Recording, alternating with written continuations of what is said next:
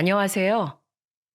저는 아름다운 제주 바닷가를 마당 삼아 사랑하는 우리 가족들과 행복하게 살아가고 있는 대한민국의 한 주부입니다.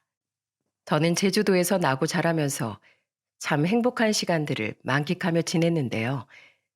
제주도에서 나고 자라 한 번도 이곳을 떠나본 적이 없는 저는 남편 역시 제주도 토박이를 만나 결혼하게 되었죠. 남편은 수더분하고 순박한 사람이었습니다. 소개팅을 통해 만났는데 그때 당시에도 남편은 워낙에 숙맥이라서 소개팅 내내 제 눈을 똑바로 못 쳐다보더라고요. 심지어 그때가 남편은 처음 연애에 처음 소개팅을 해보는 거였기 때문에 더 심했었죠. 반면에 저는 고등학생 때부터 소소하게 연애를 잘 해왔었기에 소개팅이라든지 이성과의 대화가 그리 어려운 편은 아니었어요. 그래서 그때는 제가 다 리드를 했었답니다. 근데 저는 그게 싫지 않았어요. 모두가 다 그러는 건 아니지만 대체적으로 여자분들은 남성분들이 리드를 해주기를 바라시잖아요. 저 역시도 물론 남자 쪽이 먼저 리드를 해주고 나를 알아서 이끌어줬으면 하는 마음들이 있었지만 이 사람은 워낙에 착해서 그런지 제가 하자는 대로 다 하다 보니 오히려 그것도 너무 매력이 있고 배려받는 기분이 들어서 좋았답니다. 그래서 딱 일주일 연락하고 데이트를 하다가 연애를 하게 되었죠. 근데 이 사람이 은근 반전 매력이 있더라고요. 사람 자체가 온순하고 말랑말랑하다 보니까 여기저기 사기당하고 살 것만 같았는데 전혀 아니었어요. 남편은 자기 일에 있어서는 굉장히 프로페셔널하고 부지런하면서도 강단 있는 사람이었죠. 남편은 20대 중반부터 일찍이 자기가 그토록 하고 싶었던 식당을 열어서 운영하고 있었습니다. 제주에서 여행하면서 꼭 한 번쯤은 먹어볼 수 있는 보말 칼국수와 보말죽 등을 판매하는 음식점이었는데요. 젊은 나이인데도 불구하고 식당을 운영하는 방식이나 노하우가 굉장히 똑 부러지면서도 반듯했죠. 무엇보다도 직원들을 대할 때는 단호할 땐 단호하면서 또 부드러울 땐 부드러운 이 시대의 진정한 리더상이었죠. 저는 그래서 그런 남편이 더더욱 좋았답니다. 특히나 남편은 자기 식당의 누구보다도 진심인 사람이었어요. 손님들에게도 진심이었고 자기가 만드는 음식에도 진심이었죠.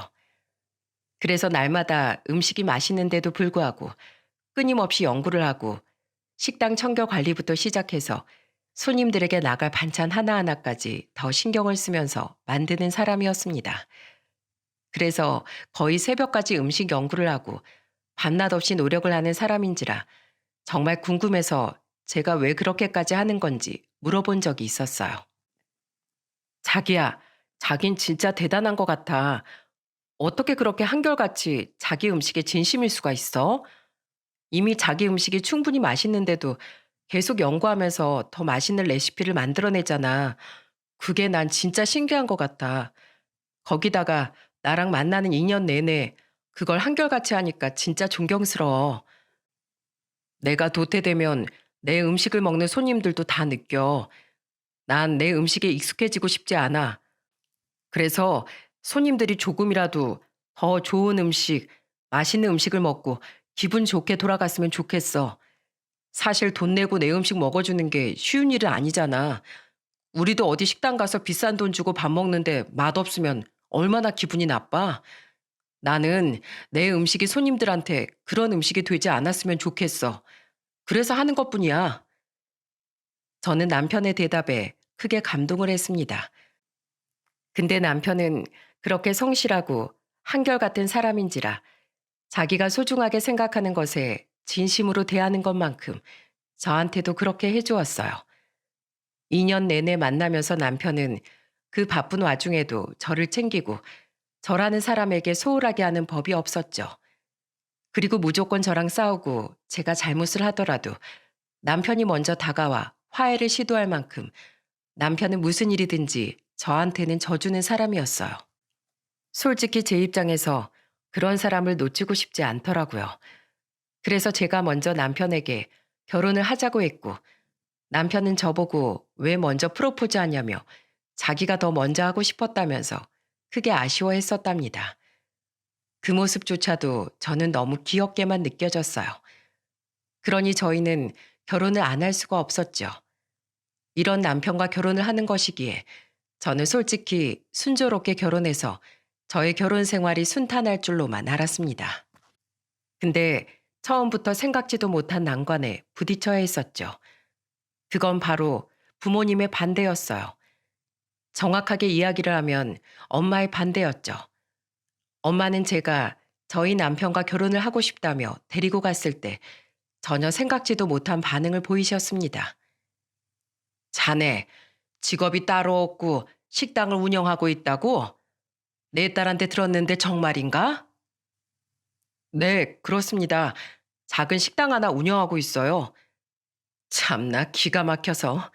그 나이에 공부를 얼마나 못했으면 젊은 사람이 취직도 못하고 식당이나 운영하고 있어? 가게 규모는 얼마나 되는가? 가게 규모는 크지 않습니다. 젊을 때 요리가 좋아서 시작한 일이라 제 나이에 맞게 좀 작게 시작을 했고, 아직까지는 동네 단골 손님들만 다니는 정도라 작은 규모로 운영을 하고 있어요. 저는 여기까지 들으면서 엄마에게 너무나 화가 났어요.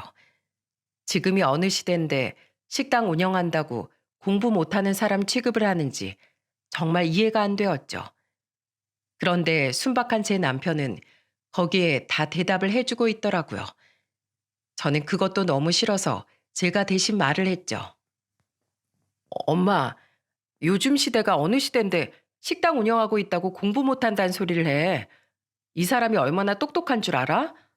그리고 공부를 못해서 식당을 차린 게 아니라 요리를 하고 싶어서 식당을 차린 거야. 이 사람이 얼마나 자기 일에 열심인데. 그리고 가게 규모가 뭐가 중요해. 엄마 창피하게 진짜. 왜 처음부터 만나는 사람을 이렇게 무례하게 굴어. 아, 내가 뭘. 네가 뭐가 부족해서 이딴 놈이랑 결혼을 하려고 하는지 그게 이해가 안 된다 나는.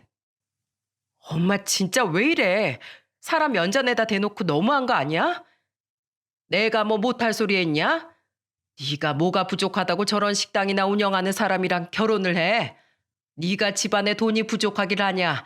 아니면 네 직업이 부족하길 하냐? 면사무소에서 공무원으로 일하고 있는 게. 네, 사실 저희 집은 좀 잘 사는 편이었어요. 저희 부모님 두 분 다 감귤 농장을 운영하면서 나름 규모 있게 농장 일을 꾸려 나가셨고, 그 덕에 저나 저한테 하나 있는 언니는 부족하지 않게 잘할 수 있었죠. 하지만 그래도 이건 아니었어요. 시부모님은 제주도에서 횟집을 운영하고 계셨는데 시댁 횟집도 평범한 규모인지라 남편의 가정 환경이나 경제적인 능력은 일반적으로 평범하긴 했었습니다. 그리고 저 같은 경우는 공무원으로 면사무소에서 일을 하고 있었기에 자식이 공무원이라는 게 엄마에게는 큰 자랑거리였어요. 그래서 늘 저보고는 시집 좋은 데로 가라, 부자한테로 가라, 이런 이야기를 많이 할 정도였죠. 근데 여러분 생각해 보세요. 공무원이란 직업이 대단한가요? 아니, 애초에 사람과 사람이 만나 결혼을 하는데 왜 그런 배경들을 보는 건지 저는 정말 모르겠더라고요. 그래서 속물처럼 이야기하는 엄마가 너무 창피하고 싫어서 남편에겐 너무 미안했지만 저는 그날 남편이 있는 자리에서 엄마랑 얼마나 다퉜는지 모릅니다. 그때 아마 저를 도와주는 손길이 없었더라면 저와 엄마는 싸움을 끝내지 못했을 거예요. 둘 다 그만해. 손님 모셔놓고 지금 뭐 하는 짓들이야? 그리고 자네 당장 사과하게. 사람이 인품이 훌륭하면 됐지. 뭘 그런 걸 자꾸 따져. 내가 보니까 사람 됨됨이가 아주 훌륭해 보이는구만. 미안하네. 초면에 이런 모습 보여서 젊은 사람이 아주 훌륭하네. 식당 일이 힘들어서 기피할 수도 있는데 본인 스스로 창업도 하고 말이야. 부모님이 아주 든든하겠어. 그렇게 말씀해 주셔서 감사합니다. 저희 부모님은 자랑스러워 해주고 계세요.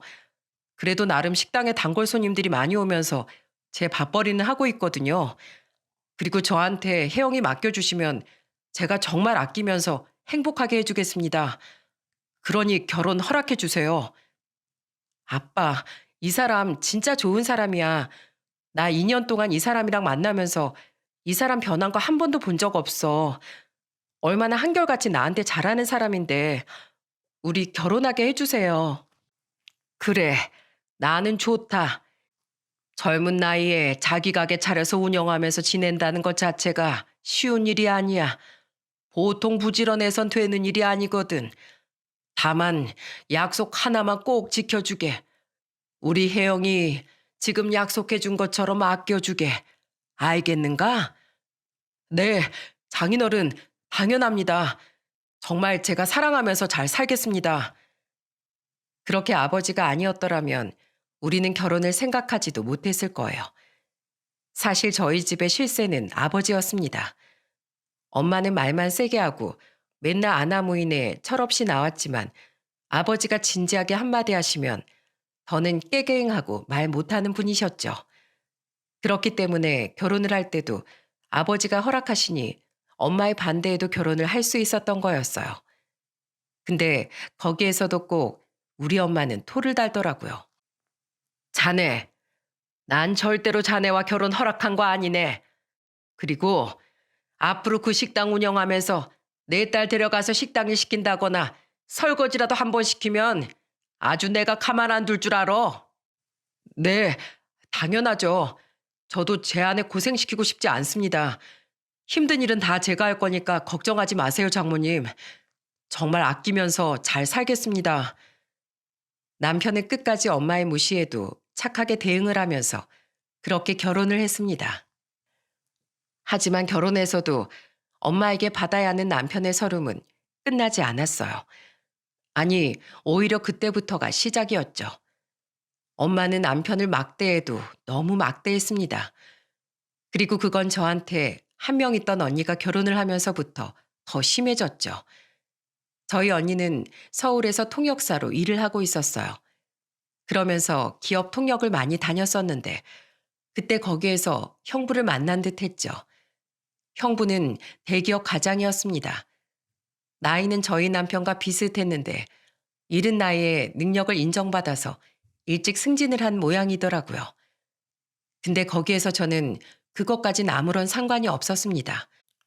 언니가 좋은 사람 만나 결혼하면 다행이니까요. 근데 그 여파가 우리한테 올 줄은, 아니 제 남편한테 올 줄은 몰랐죠. 엄마는 형부가 들어왔을 때 너무나 좋아했어요. 이유는 다른 거 없었습니다. 대기업 과장으로 돈을 많이 벌기 때문이었죠. 아유, 우리 예쁜 사위. 돈이 많아서 그런가 아주 인물이 다 훤해 보이네. 우리 사위 아주 능력 있는 사위. 아유, 내 복덩이. 아유, 아이 참 장모님. 돈 많은 사위 듣기 좋은데요. 아, 근데 거기에 더 가관인 건 엄마의 그런 차별을 형부가 즐긴다는 거였죠. 형부는 아주 자기 혼자 세상을 다 가진 사람이었습니다. 잘난 척도 엄청 심한 데다가 자기만 생각하는 개인주의였죠. 근데 뭐 형부 그런 인성이야 우리한테 피해만 안 오면 아무 상관이 없었습니다. 근데 피해를 주니까 문제였어요. 형부는 다 같이 온 가족이 모이면 꼭 은근슬쩍 제 남편을 내리깔기 일쑤였죠. 어디 장사는 좀 잘 돼? 그 조그마한 식당 하면 밥은 먹고 살아? 아, 밥은 먹고 살겠네. 밥집이니까. 근데 그걸로 생활비 벌긴 빠듯할 것 같은데. 아닌가? 아유, 난 이번 달에도 보너스가 많이 나와서 말이야. 아주 그냥 미치겠어. 회사에서 돈을 그냥 주니까. 그래서 내가 우리 장모님 옷을 사왔단 말이지. 장모님, 이것 좀 보십시오. 돈 많은 사이가 장모님 선물 사왔습니다. 어머나 세상에. 아유, 뭘 이런 걸 또 사왔어. 아이고, 우리 사이 최고네, 최고야. 참나, 둘째 사이 뭐 하나 몰라. 이 집에 들어오긴 먼저 들어왔으면서 이런 명품의 고급 옷 한 벌 사다 준 적이 없으니. 에휴, 내 팔자야. 그래도 우리 첫째 사이가 있어서 좋다, 좋아. 저는 이 둘을 보고 있을 수가 없었어요. 그래서 가만히 있는 남편을 대신해 제가 말을 했죠. 엄마, 형부, 두 사람 다 진짜 너무한 거 아니에요? 사람이 돈이 많으면 뭐해? 돈 가지고 으스대면 뭐 할 거야? 정작 형부는 서울 살면서 제주도엔 거의 발도 안 들이는데 근데 우리 남편은 시간만 나면 가게를 접고서라도 여기 와서 농장일 돕잖아요. 지난주에도 뼈 빠지게 일 도와준 거 기억 안 나? 사람 쓰는 건 일당 주기 아깝다고 절대로 안 쓰는 엄마 때문에 우리 남편이 얼마나 고생을 했어. 그건 생각도 안 하고. 아, 그거야. 가까이 살면서 그 정도도 못한다니? 그깟 가게 하루쯤 닫는다고 뭐 큰일이라도 나나? 됐다 됐어. 그렇게 생색낼 거면 그냥 오지도 말어. 난 그것보다 돈 주는 사이가 100배, 1000배는 더 좋으니까. 엄마의 발언에 남편은 크게 상처를 입은 듯 했어요. 그 모습을 두고 볼 수가 없어서 저는 바로 남편을 데리고 나와버렸습니다. 그 자리에서 집으로 가버렸죠. 근데도 우리 엄마의 차별은 계속되었어요. 저는 솔직히 그날 그렇게 제가 집에 가버리면 엄마가 미안해서라도 연락할 줄 알았습니다. 근데 엄마는 문자 한 통 없었어요. 오히려 저희 아버지만 남편한테 따로 전화를 해서 엄마 대신에 사과를 하시더라고요. 그나마 아버지라도 있어서 남편에게 덜 미안했지. 만약 우리 아버지까지 엄마처럼 행동했더라면 저는 미안해서라도 남편을 떠났을지 모릅니다. 하지만 그 이후에도 엄마 이해할 수 없는 행동은 계속되었죠. 한 번은 또 너무나 경악스러운 일이 있었어요. 그날은 오랜만에 형부네가 제주도에 와서 다 같이 밥을 먹기로 한 날이었습니다. 형부는 출장 때문에 왔다가 주말까지 이어서 제주도 여행을 한답시고 온 거였죠. 근데 거기에서 우리 엄마는 또다시 남편에게 상처를 주었습니다. 형부와 다 같이 모여서 밥을 먹기로 한 전날에 남편한테 엄마가 전화를 했더라고요. 그리고 그 얘기가 너무나 경악스러웠죠. 자네, 내일 우리 가족들끼리 다 같이 밥 먹기로 한 거 기억하고 있지? 그래서 말인데 내일 좀 일찍 와서 음식 좀 차리게나. 그래도 식당 하는 사람이 이런 걸로라도 도움이 좀 되어야 하지 않겠어? 네? 아, 내일 제가 가족들 먹을 음식을 차리라고요? 그래. 왜? 싫은가?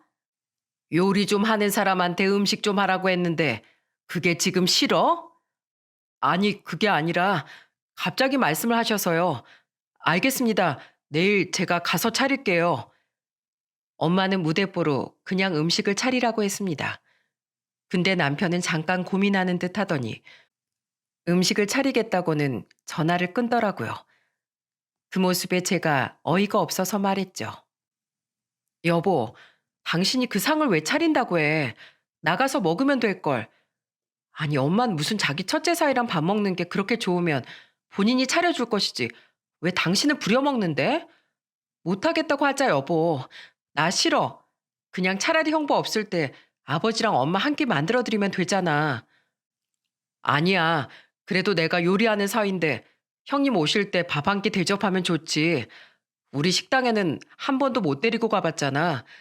이참에 우리 음식이 얼마나 맛있는지도 보여주고 그러자. 내가 진짜 제대로 만들어 볼게. 남편은 어떻게든 엄마에게 인정을 받고 싶어 하는 듯 했어요. 그 모습이 너무 안쓰럽고 미안해서 말리지도 못했죠. 그 뒤로 저는 다음날 남편과 일찍 가서 함께 음식을 차려냈습니다. 근데 거기에서 또 너무나 큰 상처를 받아야만 했죠. 왜냐하면 그건 다 형부 때문이었어요.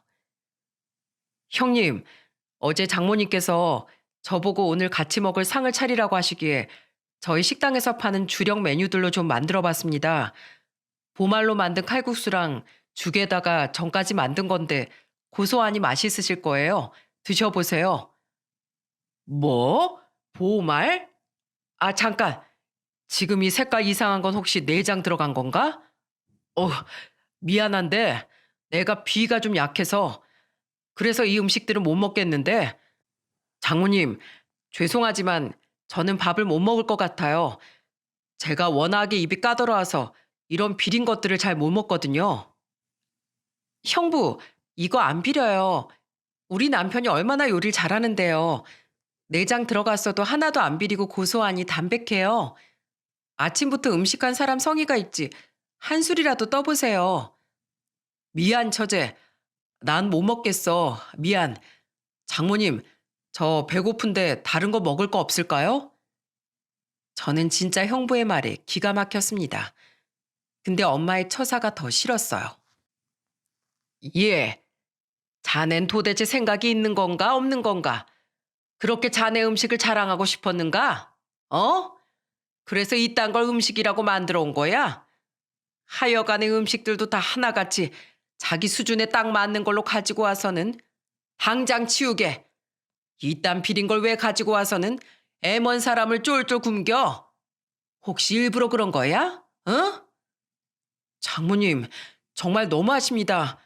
제가 설마 제 음식을 남 골탕 먹이는데 쓰겠습니까? 저희 집 음식 맛있습니다. 다들 좋아하는 음식이라고요. 그거 장모님이 한 번이라도 궁금해 하셨나요? 그래서 이참에 맛보여드리고 싶어서 그랬습니다. 근데 진짜 너무하시네요. 그럼 그냥 시켜 드세요. 저는 여기에서 더 만들 음식도 없으니까. 남편은 이제 자기 음식 가지고도 무시를 하니 더 참을 수 없는 듯 했어요. 저도 너무 화가 나서 그 자리에서 말을 하려고 했죠. 근데 저는 말을 할 수 없었습니다. 왜냐하면 거기에서 우리 히어로가 나서 주셨거든요. 그건 바로 저희 아버지였죠. 아, 당장 그만 못해? 당신 미쳤어? 그리고 첫째 사위 자넨 양심이 없는가? 다짜고짜 연락해서는 제주도 여행하니 한 끼 밥이나 먹자고 해서 아침부터 자네 동서가 와서 음식을 차려줬으면 고맙다고 하고 먹을 것이지. 어디서 감히 투정이야, 투정은? 됐어. 둘 다 먹지 마. 손 하나 까딱하기만 해봐. 절대로 내가 가만 안 둘 테니까. 너네 둘은 오늘 먹을 자격이 없어. 쫄쫄 굶어. 어디서 투정질이야, 투정질은. 그리고 장모란 인간이 사위를 그렇게 부려먹을 대로 부려먹고는 말을 그렇게 함부로 해? 어디서 글러먹은 인성이야? 당신 한 번만 더 이러면 나한테 쫓겨날 줄 알아. 아버지의 호통 한 번에 그 둘은 완전히 벙어리가 될 수밖에 없었습니다. 완전히 통쾌하기 짝이 없었죠. 그리고 아버지는 그 말을 하신 뒤에 남편이 만든 음식들을 하나하나 다 맛보셨는데 그 뒤에 해주신 말이 너무 감동이었어요. 이야, 맛있구만. 천서방, 너무 맛있네. 이거 내가 자주 가는 단골집보다도 훨씬 맛있어. 내가 자네가 불편할까봐 그 가게 못 갔었는데 앞으로 내 자주 가서 얻어먹어야겠구만. 어떻게 이렇게 담백하게 잘했을까? 아버지의 칭찬 한마디에 남편은 엄마와 형부에게 받은 수모가 싹 다 씻겨 내려가는 것 같더라고요. 덕분에 그날은 엄마랑 형부는 쫄쫄 굶을 수밖에 없었고 언니랑 저, 아버지, 남편만 신나게 밥을 먹었답니다. 근데 그 이후로도 엄마의 차별은 계속되었어요. 그리고 큰 사건으로 이어지는 결정적인 차별이 하나 있었죠. 그건 바로 엄마가 형부 생일날 고급 외제차를 선물했기 때문이었죠. 저는 그것도 엄마한테 서운해서 말을 했었어요. 엄마, 지금까지 우리 남편은 선물도 하나 사준 적 없으면서 형부한텐 어떻게 떡하니 차를 사줄 수 있어? 진짜 너무한 거 아니야? 야, 이게 다 노후 준비하는 거야. 네 남편이랑 첫째 사이랑 급이 같니? 응? 더는 차 가지고 얘기하지도 마라. 엄마는 단호하게 딱 잘라 버리더라고요. 저도 어차피 그 둘에 대해서는 포기가 되어서 그냥 뒀습니다. 근데 이후에 진짜 너무한 일이 있었죠. 그건 바로 남편 가게가 좀 잘 돼서 확장 이전을 해야 할 때였어요. 그때 저는 솔직히 말해서 부모님이 뭐라도 해주실 줄 알았습니다. 왜냐하면 형부한테는 외제차를 해줬으니까요. 거기다가 확장 이전하는데 돈이 좀 부족해서 도와달라고 엄마한테 말을 했더니 이러는 게 아니겠어요? 야, 그놈의 식당 언제까지 하려고 그래? 제발 그 식당 좀 그만하라고 해라. 아주 그냥 남자가 무슨 요리를 한다고 난리야? 나는 너네한텐 줄 돈 없으니까 그렇게 알아. 그리고 자네, 그냥 식당 일 다 때려치우고 우리 집 와서 농장 일이나 도와. 그게 오히려 남는 장사겠네. 아유, 속 터져. 잔말 말고 이번 주말에 와서 농장 일 좀 도와. 일손 딸리니까. 뭐? 엄마 진짜 너무한 거 아니야? 이 사람 주말에 생일이야. 우리 생일에 가족끼리 여행 가기로 했어. 못 가. 그리고 엄마 그러는 거 아니야. 형부한테 외제차 떡하니 사주고. 왜 내 남편한테만 그래? 진짜 싫다. 진짜 엄마 너무 싫어. 네 형부는 이제 사업한댄다. 그것도 그냥 사업이 아니야. 아주 그냥 처음부터 외국까지 뻗치는 큰 사업이라더라. 사내가 그 정도는 돼야지. 그래서 나도 차 사준 거야. 알아? 뭐? 엄마 진짜 너무한다. 너무해. 됐어. 아쉬운 소리 하러 온 내가 잘못이지. 저는 그 자리에서 엄마가 너무 미워서 자리를 박차고 나와버렸어요. 그때는 남편도 그냥 나와버리더라고요. 크게 상처를 입은 듯 했죠. 물론 그 뒤에 아버지가 따로 남편에게 확장 이전을 하라고 돈을 2천만 원이나 주셨어요. 그것도 남편은 안 받으려고 했지만 아버지가 꼭 받으라고 하기에 받을 수밖에 없었죠. 역시 우리한테는 아버지뿐이었습니다. 하지만 이미 남편은 그동안 엄마에게 참고 참았던 것이 드디어 분출이 되는 듯 했어요. 더는 못 참겠는지 저희 엄마에게 생각도 못한 깜짝 선물을 준비를 했더라고요. 그날은 엄마의 생신날이었습니다.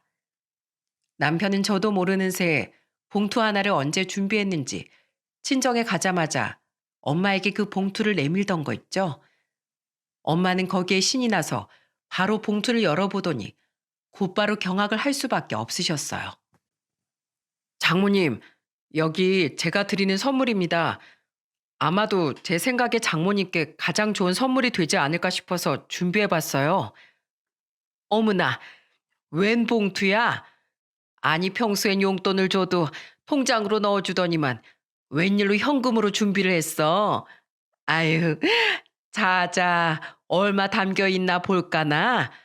이번엔 현금으로 줬으니 좀 두둑하게 줬겠지? 맨날 쥐꼬리만큼 줘서 간에 기별도 안 갔었는데 이번엔 얼마나 넣었나 좀 보자. 엄마는 기대하는 마음으로 봉투를 열었고 이내 그 봉투 안에 있는 내용물을 보고 기함을 하셨습니다. 왜냐하면 봉투 안에 들어있는 건 용돈이 아니라 남편의 사위 사직서였거든요. 그 안의 내용은 정말이지 그 누구도 생각지도 못했던 내용이었습니다. 본인 전종현은 오늘부로 처가에서의 사위 자리를 하직하고자 합니다. 사유, 지속되는 장모의 무시에 더는 못 버팀.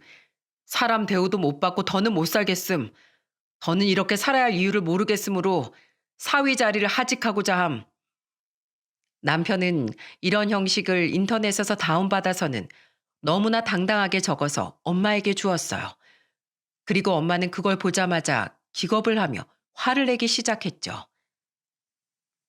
자네, 이게 뭐야?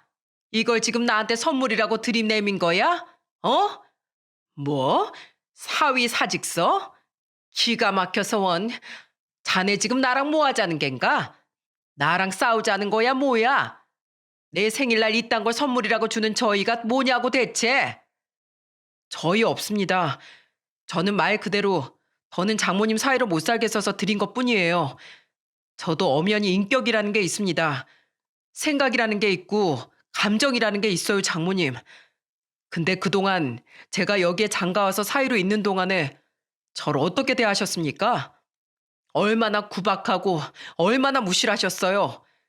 저는요, 저는 그런 취급받으면서 장모님 사이로 못 있습니다.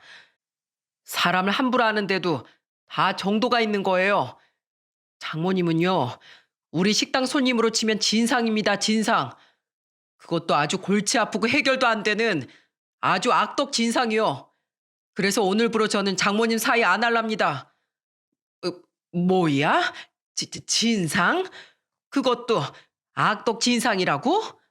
아이고, 아이고 머리야. 아이고 두야. 내가 지금 무슨 말을 들은 거야? 이 사위라는 놈한테 내가 별소리를 다 듣네. 아이고 내 팔자야. 남편의 말에 엄마는 뒷목을 잡고서 뒤로 넘어가려고 했어요. 근데 저는 오히려 남편의 이런 행동에 속이 다 시원했습니다. 매번 무시당하며 사는 게 너무 싫었는데 오히려 남편이 이렇게 행동을 하니까 제 속이 뻥 뚫리는 것 같더라고요. 엄마도 그 말에 꽤나 충격을 받았는지 엄청나게 난리를 피워댔습니다. 그리고 그동안 엄마가 남편한테 어떻게 했는지 아는 아버지는 아무 말도 없이 가만히 있으셨죠. 장모님, 더는 저를 사위로 찾지 마세요. 저 다시는 장모님 사위로 안 봅니다. 저한테 쳐가는 장인어른 한 분뿐이에요. 그리고 어디 장모님 생신에도 바쁘다고 안 오고 이리저리 핑계대며 장모님께 함부로 대하는 그 잘난 첫째 사위나 사위로 생각하고 사십시오. 장인어른, 이런 못난 모습 보여드려서 정말 죄송합니다. 근데 장인어른도 계속 보셨다시피 저 그동안 많이 참았다고 생각합니다. 정말로 참을 만큼 참은 것 같아요. 더는 안 되겠습니다. 장인어른조차도 이런 제가 괘씸해서 못 보겠다고 하시면 저는 더는 할 말 없습니다. 그래도 어쩔 수 없어요. 그래도 저 혜영이는 끝까지 아내로 최선을 다해 아끼며 살 거예요. 그건 걱정하지 마십시오. 제가 떠나는 건 오로지 장모님 한 분입니다. 그동안 부족한 사위여서 죄송했습니다, 장모님. 이제 장모님 좋아하시는 그 첫째 사위랑 잘 먹고 잘 사십시오. 남편은 이렇게 이야기만 하고는 저를 데리고 밖으로 나가버렸어요. 저도 더는 반항하지 않고 따라갔죠. 그 뒤로 엄마한테는 불이 나게 전화가 오길래 받아서 제가 한마디 했어요. 야, 너까지 그러고 나가면 내가 뭐가 되냐? 아주 지 장모 알길 뭐라 알길래 이딴 짓을 벌여? 너 당장 안 오면 나 너 딸로 안 봐. 당장 너라도 오라고.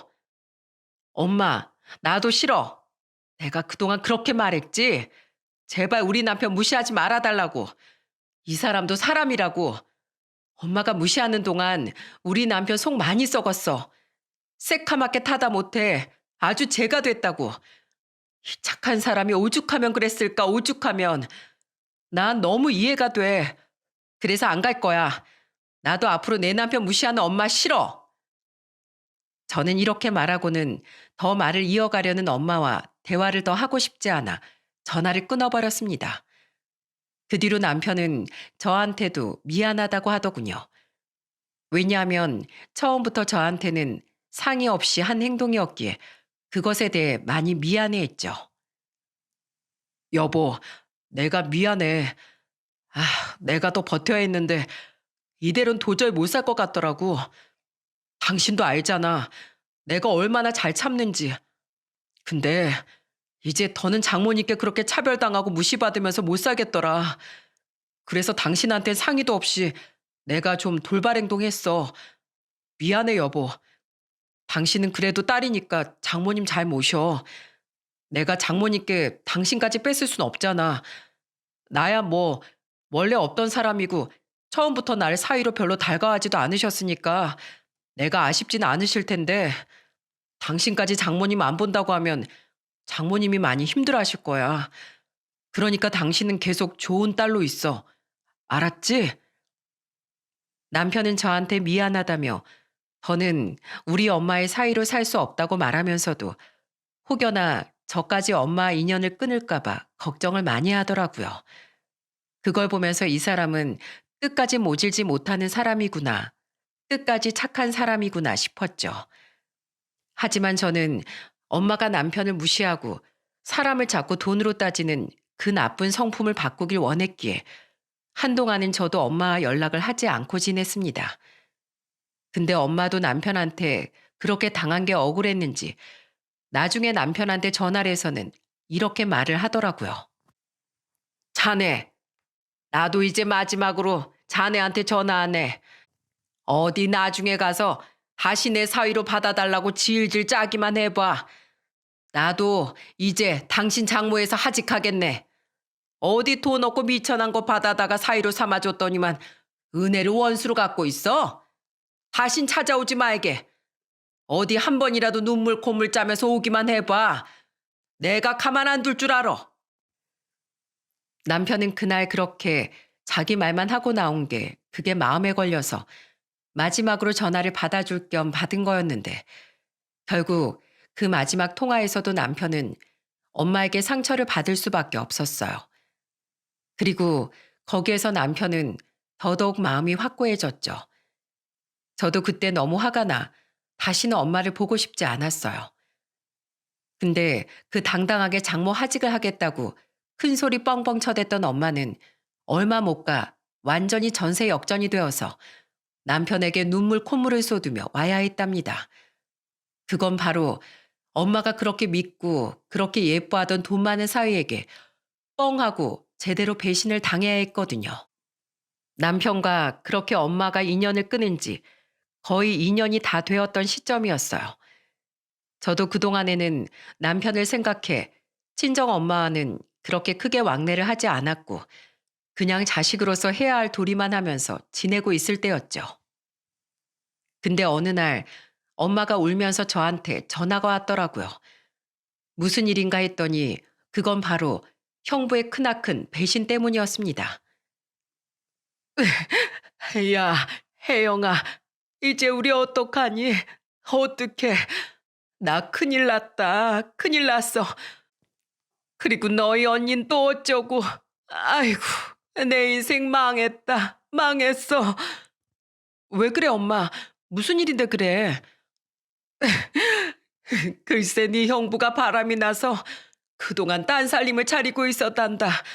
그것도 벌써 애가 있나 보더라고. 이게 무슨 일이냐? 무슨 일이야? 네 형부가 이혼까지 하자고 했다는데 그게 문제가 아니야 지금. 내가 사실 니네 형부한테 돈을 줬었어. 투자를 했었다고. 전에 나한테 그놈이 사업을 시작하고 싶은데 자기가 모아놓은 돈이 딸린다면서 자금 좀 투자해달라고 하는 거야. 근데 내가 돈이 어디 있니? 겨우 나한테 있는 거라곤 우리 집 명의밖에 없잖아. 그래서 내가 그걸로 네 아버지 몰래 대출받아서 한 5천을 투자를 했었는데 지금 그놈이 그 돈을 받아먹고도 네 언니랑 이혼을 하겠다는 거야. 아휴, 어쩌니. 그 돈 그대로 아직도 남아있는데 네 아버지 알면 나 진짜 큰일 난다. 나 사실 네 남편 그렇게 영 끊고 나서 네 아버지가 나랑도 말을 안 섞으려고 해서 얼마나 마음고생이 심했는데 이제 나 이렇게 사고 친 거 알면 네 아버지 나랑 이혼하려고 들 텐데 나 이제 어떡하면 좋아? 뭐? 엄마 미쳤어? 그 큰 돈을 형부한테 왜 줘? 뭘 믿고 줘 진짜. 아니 그 형부 처음부터 못 믿어온 사람이었는데 엄만 왜 그렇게 사람 보는 눈이 없어? 돈이 있으면 다야? 사람 인성이 썩어 문드러졌는데 애초부터 사업은 무슨 놈의 사업? 그 인간이 사업 열어가지고 퍽이나 잘 운영했겠다. 엄만 그냥 당한 거야. 그 돈으로 무슨 사업을 했는지 모르겠지만 엄마 그 돈 어떻게 받아내려고 그랬던 거냐고. 그동안에 돈 한 푼 갚긴 했어? 아니잖아. 제발 정신 좀 차려. 엄마 아주 호되게 당한 거라고. 우리 남편 가게 확장 이전한다고 할 땐 그놈의 식당 뭐하러 운영하냐면서 때려치라고 했던 사람이 사업 수완 하나 없는 형부가 사업한다고 하니까 그 돈을 그렇게 낼름 줘버린 거야? 진짜 해도 해도 너무하다. 그래 놓고 나한테 전화해서 위로받길 바랬어요? 진짜 그건 아니지. 아빠한테 이혼당해도 난 몰라. 엄마가 선택한 엄마 인생이야. 나한테 와서 하소연하지 말고 아빠한테 어떻게 이야기할지나 생각해요. 저는 엄마에게 이야기를 들으면서 정말 너무 충격받을 수밖에 없었어요. 형부가 바람이 나서 언니와 이혼하려고 드는 것도 충격적이었지만 엄마가 형부에게 대출까지 받아서 돈을 줬다는 게 너무나 큰 충격이었죠. 솔직히 말해서 그때 엄마나 언니에 대한 걱정보다는 내 남편이 가게 확장 이전한다고 할 때 돈 한 푼 안 쥐어주고 그놈의 식당 아예 접어버리라고 말했던 엄마가 생각나 더 서운하고 더 충격이었어요. 그래서 저는 그 자리에서 엄마한테 쓴소리밖에 할 수 없었어요. 너무 화가 나서 엄마하고 더 대화를 못하겠어서 전화도 얼른 끊어버렸죠. 그 뒤로는 엄마는 저한테 전화를 못하고 전전긍긍하다가 결국엔 아주 큰 코를 다치게 되었어요. 그건 바로 온 집안이 발칵 뒤집어 버린 거였죠. 엄마는 언니랑 형부가 이혼하는 과정에서 형부가 그 돈을 못 갚겠다. 어차피 장모가 자기한테 투자를 명목으로 준 돈이다. 라고 주장을 내세우면서 그 돈을 못 갚겠다고 한 상황이었기에 그 돈을 돌려받을 수가 없었어요. 무엇보다도 저희 아버지가 그 사실을 알게 되면서 온 집안이 난리가 나게 된 거였죠. 결국에는 어떻게 되셨는지 아시나요? 저희 엄마는 노년의 아버지에게 이혼까지 당하고 말았습니다. 저희 아버지가 대쪽 같은 성격이 있으셔서 그날 이후로 엄마를 보고 싶지도 않다면서 바로 이혼을 하자고 하셨더라고요. 그동안의 엄마의 그 철부지 성격을 아버지가 그래도 좀 세게 나무라며 어떻게든 눌러서 같이 살고 있었던 건데 이렇게 큰 사고까지 쳐버리니 아버지도 많이 질리신 것 같았죠. 결국에는 엄마는 그렇게 아버지한테까지 쫓겨나고 빚까지 떠안게 되면서 어디에도 오고 갈 수 없는 상황이 되어버렸습니다. 그때 막다른 골목에 다다른 저희 엄마가 누구를 찾아왔는지 아시나요? 바로 저희 남편이었어요. 엄마는 어느 날 갑자기 그동안 한 번도 찾아오지 않았던 남편 가게로 찾아왔더라고요. 그날은 주말이라 직장을 안 나가서 제가 같이 일을 하고 있던 때였는데 갑자기 말도 없이 엄마가 찾아온 게 아니겠어요? 갑작스런 엄마의 등장에 우리는 깜짝 놀랐어요. 근데 그것보다도 더 깜짝 놀랄 일이 벌어졌죠. 그건 바로 엄마가 우리 남편 앞으로 가더니 다짜고짜 두 손을 꼭 잡고는 눈물로 용서를 했기 때문이었습니다. 전서방, 내가 미안했네. 내가 자네한테 얼마나 모질게 했는지 이제야 알았어. 내가 결국엔 이렇게 쓴맛을 당해보고야 알고 말았네.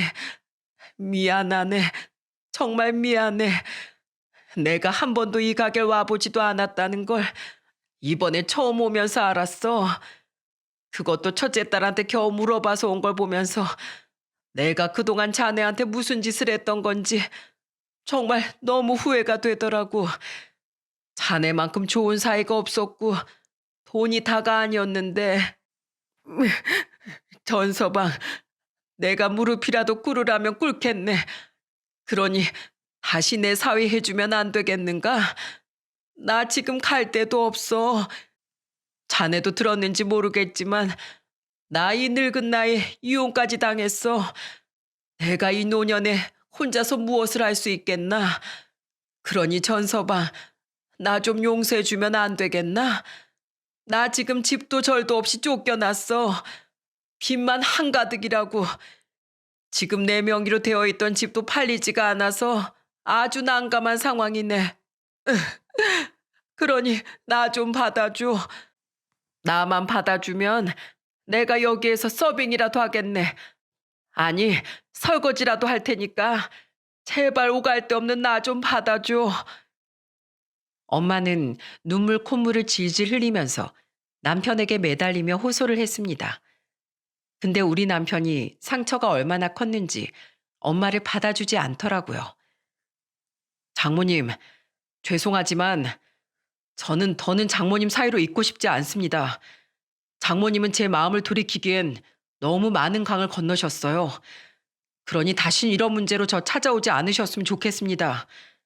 장모님도 아시다시피 저는 돈도 능력도 없는 놈 아닙니까? 그래서 장모님을 거둘 능력 따위도 없습니다. 그러니까 이만 돌아가 주십시오. 그리고 이번에 철저하게 깨달으셨으면 다신 저 같은 사람 만들지 마세요. 장모님 인생에 상처받고 떠난 사람은 저 하나로 족하다고 여기며 사십시오. 이만 가주세요. 영업에 방해됩니다. 남편은 제가 봐도 매정하게 엄마를 내쫓았죠. 급기야 엄마는 남편이 못되게 구니까 나중에는 아예 본색을 드러내 떼를 부리더라고요. 나 못 가. 절대로 못 가네. 자네마저 날 버리면 난 이제 어쩌라고. 자네가 나한테 그러면 안 되지. 자넨 한결같은 사람 아닌가. 내가 그러니까 자네한테 그렇게 편하게 한 거라고. 이건 다 자네 탓도 있는 거야. 그러니 애초에 처음부터 그럼 잘해주지 말던가. 나 못 가. 안 가. 나 다시 장모로 받아줄 때까지 안 갈 거야. 장모님, 진짜 끝까지 너무하시네요. 제가 한결같다고, 제가 장모님께 잘해드렸다고 절 그렇게 함부로 하셔도 되는 겁니까? 소중할수록, 가까울수록 아껴주라고 했습니다. 저는 더는 장모님 보고 싶지 않아요. 오늘부로 더 확실해졌네요. 저는 장모님 사이 다시는 못하겠습니다. 이제 그만하고 나가주세요. 엄마 일어나. 여기서 더 하면 우리 영업 방해로 신고할 거니까 빨리 일어나서 가요. 우리는 엄마의 말을 들으면서 기가 찼습니다. 결국에는 또 우리 남편을 나무라는 엄마를 보면서 엄마의 인성은 회생 불가능이라는 걸 느끼게 되었죠. 그래서 저도 남편도 엄마를 외면하고는 그대로 내쫓았어요. 엄마는 그렇게 우리한테까지 철저하게 버림받는 인생이 되었습니다. 그 뒤로는 아버지는 혼자서 감귤 농장을 운영하시면서 지내고 계세요. 그 뒤로 엄마가 몇 번이나 아버지를 따로 찾아간 듯 했지만 절대로 받아주지 않는 것 같더라고요. 저희 아버지 다 왔습니다. 결국 엄마는 오갈 데가 없어서 전전긍긍하다가 큰언니가 자기 전 남편이 지은 죄가 있다 보니 한참 고민을 하다가 엄마를 모시고 사는 것 같더라고요. 그래서 엄마는 지금 서울에 올라가서 지내고 있는 중이에요. 언니한테는 결혼하고 나서 뒤늦게 아이를 낳아서 지금 3살짜리 조카가 있는데 엄마가 지금 언니한테 가서는 일하는 언니 대신에 3살짜리 조카를 봐주느라 엄청 고생을 하고 있는 듯 했습니다. 거기에 집안일까지 하면서 형부 때문에 생긴 빚도 갚아야 했기 때문에 조카가 어린이집 간 시간대에는 식당에 나가 설거지 알바를 하면서 지내고 계시더라고요. 한 번씩 저한테 전화를 해서 너무 힘들다고 하소연을 하는데 저는 그 하소연을 그리 호락호락하지 않게 받아주고 있어요. 그래도 엄마에게 더 살갑게 하지 못하더라도 자식으로서의 도리는 지켜야겠다 싶어서 지금은 연락만 종종 하면서 지내는 중입니다. 명절에도 저는 아버지 먼저 찾아갔다가 엄마한테 한 번씩 다녀오고 있어요. 언니는 원래부터 서울 생활하면서 제주도에는 거의 오지 않았기에 아버지는 거의 저희 부부만 돌아보고 있는 중이랍니다. 아버지는 오히려 이혼한 이후에 홀가분하게 잘 지내고 계세요. 원래부터도 혼자 잘 지내시는 분이었는데 그동안은 꾸역꾸역 엄마랑 같이 사느라 더 고생을 하신 분이었죠. 지금은 농장도 사람 구해서 더 잘 꾸려나가고 계시는 중이랍니다. 그리고 경사스러운 소식도 있는데요. 남편은 지금 굉장히 바쁘게 지내고 있답니다. 왜냐하면 확장 이전을 하면서 거기에도 손님이 몰리긴 했지만 워낙에 홍보도 하고 현지인이나 관광객들에게 입소문을 타면서 아주 문전성시를 이루고 있는 중이에요. 특히나 제주도 여행객들 사이에서 보마를 이용한 음식들이 한창 알려지면서 찾아대는 손님들이 많아졌죠. 덕분에 남편은 바쁘게 살면서 지금은 남편이 그동안 개발한 다른 음식들을 판매하는 새로운 식당까지 낼 준비를 하고 있는 중이랍니다. 자기 음식으로 큰 성공을 거두고 싶다고 말했던 남편의 바람들이 이제 하나둘 이루어져 가고 있는 것 같아요. 그 덕에 저도 남편의 성공을 보면서 행복하게 살아가고 있는 중이죠. 여러분, 왜 그런 말 있잖아요. 돈이 있다가도 없는 거고 없다가도 있는 거라고. 남편은 지금 이 말을 너무 잘 아는 사람인지라 지금 이 성공에 안주하지 않고 계속해서 노력해 나갈 거라고 이야기를 하고 있어요. 그리고 실제로 그렇게 하고 있고요. 저 역시도 저희 엄마처럼 남편의 성공에 자만해지거나 돈으로 인해서 우쭐대지 않으려고 해요. 왜냐하면 그 끝에 엄마가 어떻게 되었는지 너무 똑똑히 봤기 때문이죠. 제가 이 사연을 쓰게 된 것도 여러분도 부디 인생에 있어서 돈에 대해서 가치를 크게 가지고 사신다면 저희 엄마를 보시고 조금은 내려놓고 사셨으면 하는 마음에서 이 사연을 쓰게 되었습니다. 돈은 항상 우리한테 있다가도 없고 또 없다가도 있는 것이니 항상 소중하게 생각하되 그 무엇보다도 더 소중한 건 가족이라는 사실을 잊지 마시고 하루하루를 가족들과 행복하게 지내시길 바라겠습니다. 지금까지 저의 사연 들어주셔서 정말 감사합니다.